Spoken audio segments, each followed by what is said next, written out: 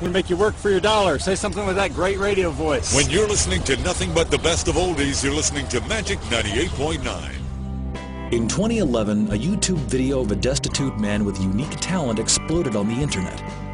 To many, Ted Williams was just a drug-addicted, homeless person who had a golden voice.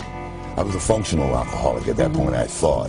Alcohol has always been a part of my life. Was it the drugs then that took you down? Yes, ma'am. Yeah. I started snorting cocaine, and then I started smoking it, the crack and all of that. My life just went to the pits. I was at the homeless shelters in Columbus. But to Kraft Foods, he was a man who just needed a second chance. But rather than just helping him with a handout, Kraft decided to give Ted Williams something much more important. A job. Now I'm the official voice of Kraft Macaroni and Cheese. It was Kraft's belief that making Ted the voiceover for their flagship product, Kraft Macaroni and Cheese, would bring massive attention to Kraft Foods' effort to help end hunger. Now I'm more appreciative of life. I'm not taking it for granted, and I am thanking the Lord every day.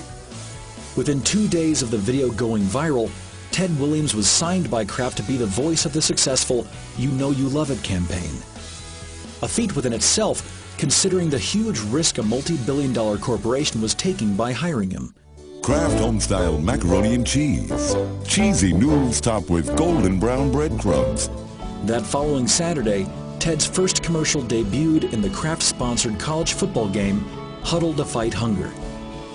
From that moment, Ted's life started to change for the better. You are this sensation, and people can't get enough of you right now. The man with the golden voice. You were panhandling 2 days ago, 3 days ago. Yes. On the streets of Columbus, Ohio. Yes. You're in New York City now, and you're on national television. Isn't that something? And becoming the voice of mac and cheese gave him the national platform to help other homeless people.